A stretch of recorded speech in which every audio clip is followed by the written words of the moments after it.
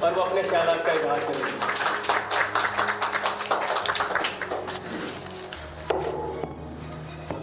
بسم اللہ الرحمن الرحیم۔ آج ہمیں پاکستان میں عورتوں کے مسائل کے حقوق کے بارے میں اور ان کے لمیٹیشن لگائی جو ہے اور اس کے حقوق جو اسلام نے دیے ہے اس کے بارے میں بتاؤں گی۔ سب سے پہلے میں ہسٹوریکل پرسپیکٹیو کی طرح اگر جاؤں تو بی بی حوا کے بارے میں یہ بتایا جا رہا تھا کہ اس کی غلطی کی وجہ سے ہمیں جنت سے نکالا گیا، اسی وجہ سے عورت کم تر ہے۔ ارسطو کا کہنا ہے کہ women are only for use, اگر باپ مر جاتا تو بیٹا اپنی ماں سے شادی کرتا ہے۔ ہندو کے مذہب میں ستی کا ایک رسم تھا، جب شوہر مر جاتا تو بیوی کو اس کے ساتھ زندہ جلاتے۔ اسلام سے پہلے عرب میں بیٹیوں کو زندہ دفن کر دیتے۔ اسلام کے آنے کے بعد یہ جاہلیت کا دور ختم ہو گیا اور قرآن پاک میں اللہ تعالیٰ نے فرمایا کہ قیامت کے دن تم سے پوچھا جائے گا کس جرم میں تم نے اپنی بیٹیوں کو زندہ دفن کیا تھا۔ دنیا گواہ ہے کہ اسلام کی آمد سے اس دور جہالت کا خاتمہ ممکن ہوا۔ پاکستان میں عورتوں کو بہت سے مسائل کا سامنا ہے۔ سب سے پہلے اگر ہم دیکھیں تو ڈومیسٹک ایشو بہت زیادہ ہے، خاص کر اگر ہم بیکورڈ ایریا میں دیکھیں تو وہاں سے تعلیم کا مسئلہ ہے اور ان کے والدین کا یہ خیال ہے کہ اگر ہماری بچی گھر سے باہر نکلے تو وہ بد کردار ہو جائے گی۔ اکثریتی لوگوں کی یہ سوچ ہے کہ عورت مرد کی جاگیر ہے، اسے جس طرح چاہے چلائے۔ اس طرح مرد عورت پر پورا غلبہ رکھتا ہے اور وہ عورت کو چھوٹی چھوٹی باتوں پر مار پیٹ کرتا ہے، عورت کو انسان ہی نہیں سمجھتا۔ دوسرا مسئلہ یہ ماں باپ لڑکی کی شادی زور زبردستی کرا دیتے ہیں، چھوٹی عمر میں اس کی شادی کرواتے ہیں تو کبھی وٹا سٹا تو کبھی سوارا اور کبھی قرآن پاک سے شادی جیسے جاہلانہ رسموں کا شکار بنایا جاتا ہے۔ اکثر عورتوں کو شادی اس لیے بھی نہیں کی جاتی کہ کہیں جائیداد میں اسے حصہ نہ دینا پڑ جائے۔ کچھ والدین اپنی بیٹیوں کی شادی اس لیے نہیں کرتے کہ بڑھاپے میں ہماری خدمت کون کرے گا۔ یہاں تک کہ کچھ علاقے ایسے بھی ہیں جہاں بیٹیوں کو خرید و فروخت بھی کیا جاتا ہے۔ اگر ایسا نہ ہو تو سسرال والے تانا دیتے ہیں کہ تم تو مفت میں آئی ہو، اس کی کوئی عزت ہی نہیں کرتا۔ اکثر بچیاں جہیز کی لعنت کا شکار ہو جاتی ہے اور جہیز نہ ہونے کی وجہ سے شادی سے محروم رہ جاتی ہے۔ اکثریتی والدین کی سوچ یہ ہے کہ اگر بیٹی کسی اور گھر میں چلی جائے گی تو اس کو پڑھا لکھا کر کیا فائدہ، اگر وہ پرائے گھر میں جائے گی تو اس کی کوئی عزت ہی نہیں ہوتی۔ یقیناً عورت کے دماغ میں بار بار یہ احساس پیدا ہوتا ہے کہ آخر اس کا گھر کون سا ہے۔ کبھی غیرت کا نام لے کر اس عورت کو قتل عام کر دیا جاتا ہے۔ اگر عورت اکیلے گھر سے باہر نکلتی ہے تو ایسے کسی چھوٹے بچے کے ساتھ لے کر نکلتی ہے۔ اس عمل سے وہ اپنے آپ کو محفوظ تصور کرتی ہے۔ یقیناً اس قسم کے جارحانہ رویے اختیار کر کے عورت کو بار بار یہ احساس دلایا جاتا ہے وہ مرد کے مقابلے میں انتہائی کم تر ہے۔ یہاں تک کہ مرد کے مقابلے میں حکومتی سطح پر عورتوں کی تنخواہوں کا پیکج کم رکھا گیا ہے۔ عورت پر اتنی زیادہ پابندی لگانے سے عورت میں احساس محرومی جنم لیتا ہے۔ اسلام نے عورتوں کو بہت سے حقوق دیے ہیں اور ساتھ میں کچھ حدود متعین بھی کیے۔ عورت اور مرد کو ہر ایک سطح پر برابری کا درجہ دیا گیا۔ مثلا عورت کو تعلیم حاصل کرنے کا پورا حق ہے۔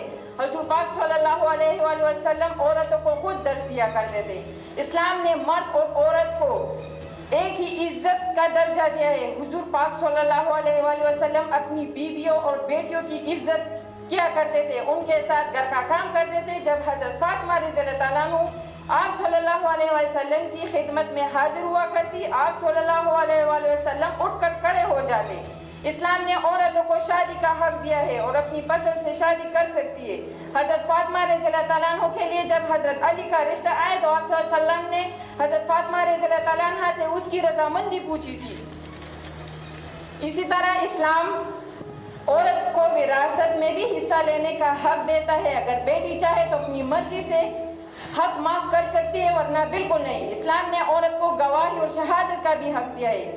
دو عورتیں ایک مرد کے برابر ہے کیونکہ عورت کی یادداشت کمزور ہوتی ہے تو وہ دوسری عورت سے پوچھ سکتی ہے، اس میں بھی عورت سے کوئی زیادتی نہیں ہے۔ اگر عدالت میں ایسی مرد سے سوال پوچھا جائے تو وہ کسی سے بھی مشورہ نہیں کر سکتا، اور اگر عورت سے پوچھا جائے تو وہ دوسری عورت سے جو گواہی میں شریکی مشاورت کر سکتی ہے، کوئی بھی اس کو روک نہیں سکتا۔ یہ بھی اس کی ایک عزت ہے.